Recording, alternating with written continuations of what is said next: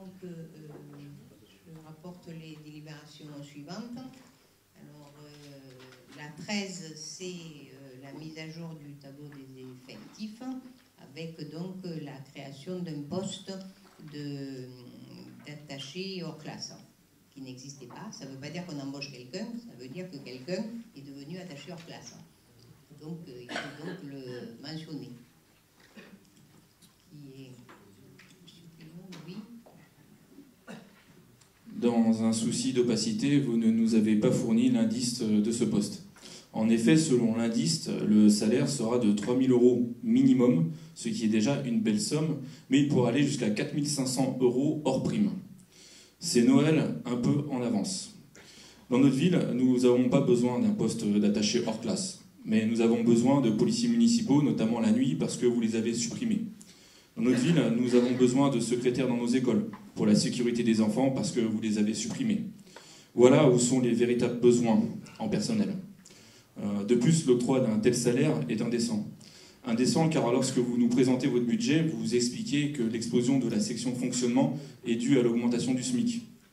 Indécent parce que souvent, vous rechignez à faire monter des employés d'un échelon avec l'ancienneté, ce qui leur rapporterait quelques euros par mois. Quel est l'indice de cet attaché hors classe? Je ne sais pas quel est l'indice, mais c'est un nouveau grade, en fait. Puisque une personne était directeur et qui ne peut plus être n'est plus directeur, puisqu'il n'y a pas d'autre... voilà. Donc, en plus, les sommes que vous avancez me paraissent... Si, c'est exactement ça, c'est la grille indiciaire de la fonction publique territoriale.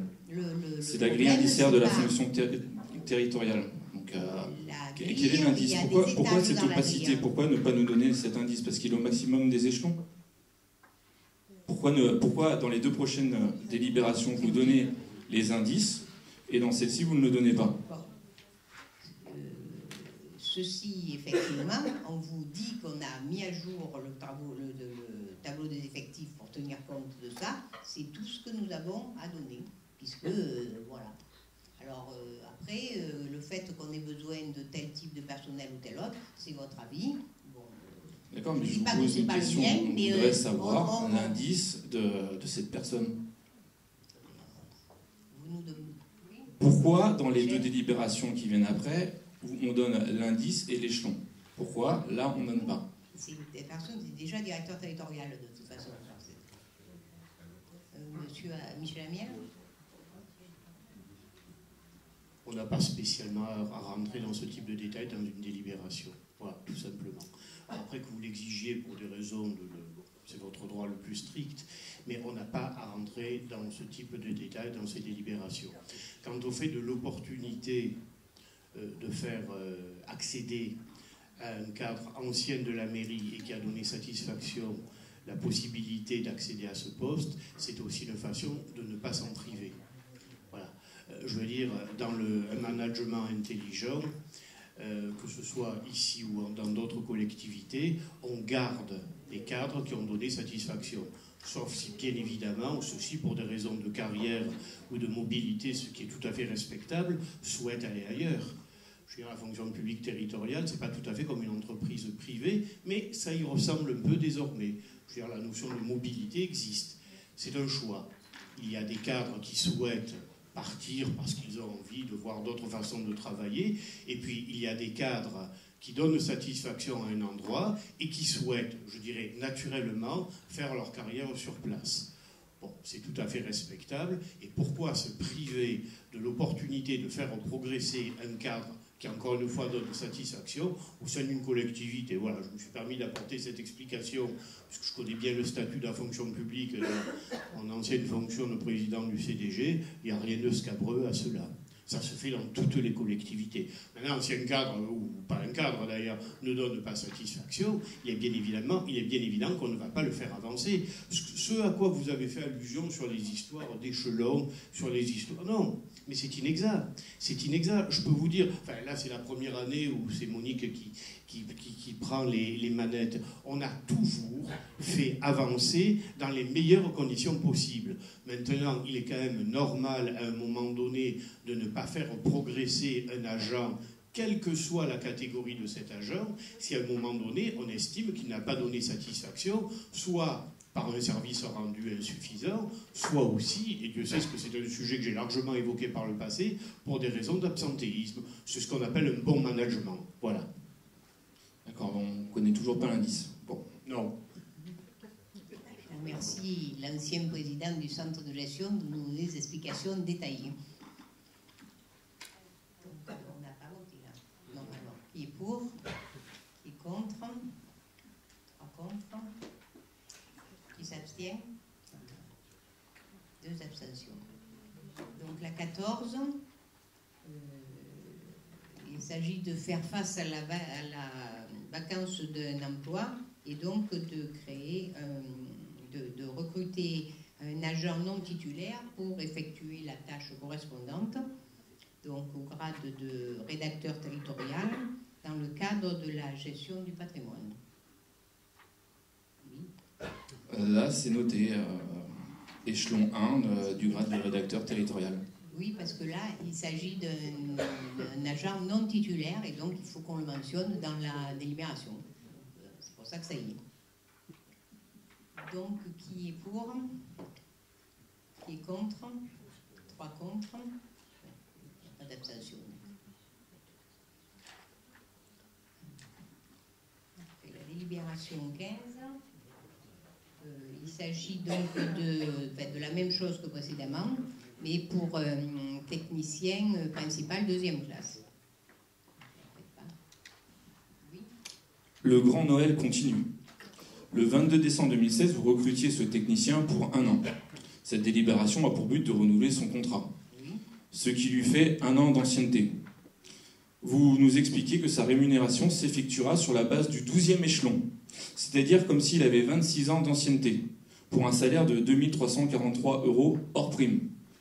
Donc Monsieur Hamel, il a dû, en 1 an, alors lui, il a donné satisfaction, hein, parce que alors il y en a qui n'arrivent pas à monter d'échelon, mais alors lui, en 1 an, 12e échelon, 26 ans d'ancienneté. Donc c'est quelqu'un, comme vous l'avez dit, qu'on avait déjà, qui avait les diplômes tout à fait requis et au bon niveau pour faire la tâche qui va bien, et donc l'expérience aussi, c'est vrai. Et donc voilà, c'est tout ce qu'on a à dire, et on en a bien besoin. D'accord, donc 26 ans d'ancienneté, très bien. 1 an égale 26 ans d'ancienneté pour certains. Pour d'autres, ils ne peuvent pas monter les échelons. Non, très bien. Et oui, il avait, voilà, effectivement. Oui, effectivement. Il n'était pas débutant l'année dernière. Il nous est arrivé avec l'expérience. Donc bon, voilà. Oui, ben, il a dû donner sacrément satisfaction, effectivement. Bon, alors qui est pour? Qui est contre? 3 contre. Donc la 16. Il s'agit de la convention d'adhésion au pôle santé. En effet, la convention de médecine professionnelle et préventive qui nous lie au centre de gestion arrive à son terme à la fin de cette année, là, dans quelques jours. Et donc, il convient donc de la renouveler sous ces 2 aspects, médecine de prévention et aussi sécurité au travail et avec toutes les interventions de l'agent chargé de la fonction d'inspection pour la collectivité qui fait un travail très important dont il a été rendu compte au niveau du dernier CHS, CP, si je ne me trompe pas, c'est ça? Voilà. Donc, ceci, ce sont les conditions donc, de renouvellement. Vous avez vu que dans la délib, il est indiqué la participation financière demandée à la commune, ainsi que le coût forfaitaire de la prestation liée à la sécurité au travail. Y a-t-il des questions là-dessus? Non. Qui est pour? Qui est contre? Vous abstenez? Non. Tout le monde est pour. C'est ça? Je regardais dans les yeux Madame Battini, mais derrière mes lunettes et les siennes, je ne voyais pas. Si on peut dire. Donc ensuite, il y a une convention de mise à disposition d'espace de la LSH Les Charmes. Cette convention indique la mise à disposition de ces espaces à un collectif d'architectes, l'atelier Cora, qui a souhaité organiser un stage à l'intention d'étudiants en architecture. Alors, la mise à disposition, la durée, je crois que c'est 2 semaines, oui, voilà, du 5 au 18 février. Et il a été convenu que c'était dans la période qui n'était pas pendant les vacances scolaires, pour que la SSH ne soit pas pénalisée. Et donc, on met à disposition ceci à ces gens-là. Alors, ces gens, un des architectes, c'est l'architecte qui a dessiné, enfin, qui a proposé pour le moment le projet de reconversion de Marcel Cerdan, hein, tant que je me rappelle. Donc, en fait, c'est un peu une étude gratuite pour la commune, parce que, bon, on ne leur fait pas payer, mais en fait, ils vont nous restituer, je dirais, ce qu'ils pensent d'un certain nombre de monuments, de lieux, de qu'est-ce qu'on peut y faire, à titre d'exercice, si je peux dire ça comme ça, pour les stagiaires. Et donc, c'est pour ça qu'on a accepté, parce que je pense que ça sera intéressant à regarder. Il y aura un rendu que l'on partagera.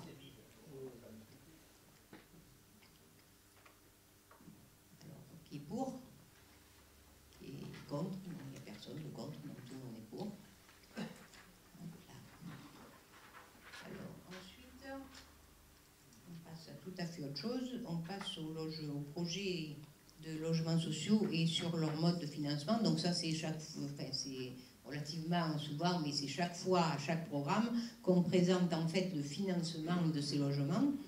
Donc ça, c'est les 14 logements sociaux du domaine d'Opale, à l'entrée des Pennes Mirabeau, là. Et donc, la répartition, vous voyez qu'il y a des financements de l'État, de la métropole, mais de la commune. Et dans la partie Logirem, nous garantissons les emprunts. Ce qui permet de passer aux chiffres qui sont en dessous et d'avoir d'office, sur les 14 logements, 10 logements d'attribution par la commune. Et voilà. Y a-t-il des remarques là-dessus? Non, qui est pour? Ah, pardon, j'ai souhaité. Oui, mon intervention sera valable pour cette délibération et la suivante. Voilà, j'aurais pu le dire, c'est la même chose pour les logements de Marcel Cerdan que j'ai évoqués. Hein.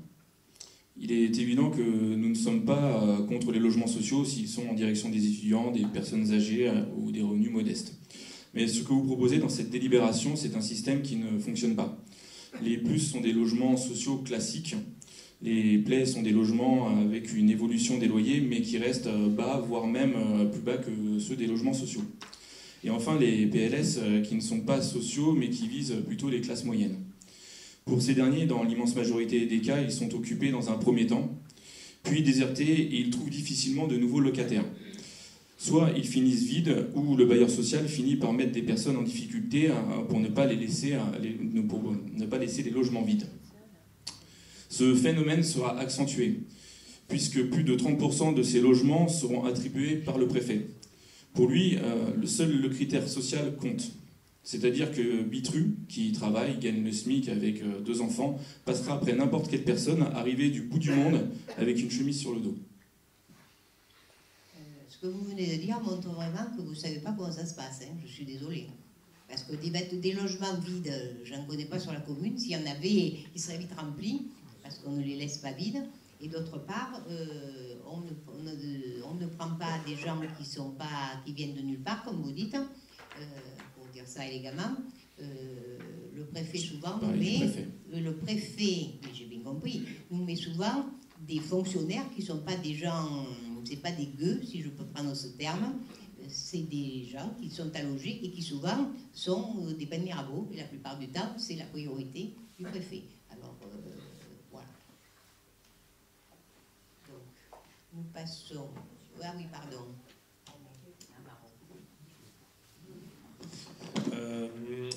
Juste revenir effectivement sur ces 2 délibérations qui permettent de remettre en exergue le fait que, malgré ce que vous répondez depuis maintenant de nombreuses années, la ville gère 2/3 de l'attribution des logements sociaux de chaque parc social. La preuve ici, par exemple, avec le domaine d'Opale, où la commune aura la gestion de 10 logements des 14, et sur l'autre projet, sur Marcel Cerdan, on aura 15 logements en gestion sur 21. Pour rappeler aussi que cela fait plusieurs années que nous demandons une clarté et un arrêt de l'opacité sur l'attribution des logements sociaux donnée, délivrée par la ville des Pennes Mirabeau. Ça fait plusieurs années que nous vous citons des villes qui doivent être prises en exemple dans cet élan de clarté. Malheureusement, les Pennes Mirabeau, pour l'instant, ne sont pas citées dans la presse pour cet élan de clarté-là, contrairement à Salon de Provence, qui au mois de novembre dernier a fait la une du journal de TF1 pour ce sujet-là, qui a fait la une de la Provence il y a quelques jours seulement, en partie sur ce sujet-là. Donc nous rêvons qu'un jour, les Pennes Mirabeau fassent la une de la presse pour sa clarté, sa transparence sur l'attribution des logements sociaux et non plus sur l'opacité qui règne sur les 2/3 de l'attribution des logements sociaux sur la ville. Il est très doux de rêver, on peut toujours rêver, l'empêcher personne de rêver. Hein. Oui, un jour les rêves se transforment en réalité, ça c'est l'avantage. Donc on passe au vote. Ah, si la transparence est un cauchemar, bah écoutez, je suis bien content de rêver alors.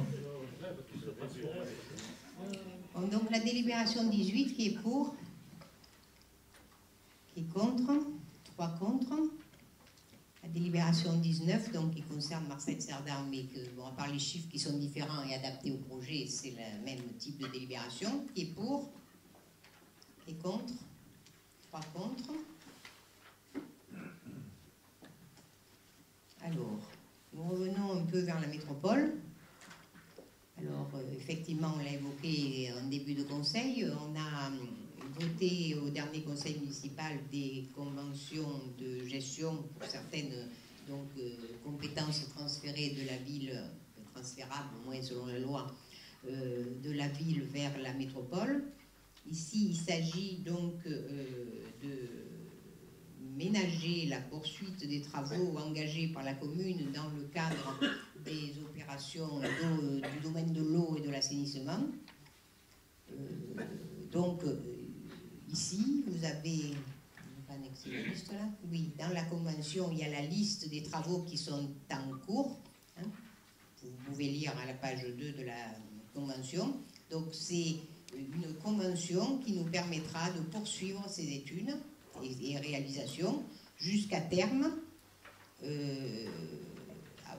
avec bon, toutes les opérations qui sont là, donc bien, je dis bien études et réalisation de travaux jusqu'à l'issue de l'année de garantie du parfait achèvement, ce qui veut dire que ça va se faire, c'est pas pour un an la plupart du temps, c'est pour beaucoup plus. Et donc c'est la convention qui nous lie à la métropole. Donc voilà. C'est donc un autre aspect de ce qu'on a voté l'autre fois pour le domaine de l'eau et l'assainissement. Je regarde bien qu'il n'y ait pas de questions. Donc, qui est pour? Qui est contre? Qui s'abstient? Donc, 3 abstentions. Je voudrais faire remarquer à M. Fuzon qui défend beaucoup le travail qu'il faut qu'on fasse pour l'assainissement du plan des Pennes, que vous venez de vous abstenir pour qu'on continue les travaux. Hein. Donc date pour les habitants des plans des Pennes. Hein.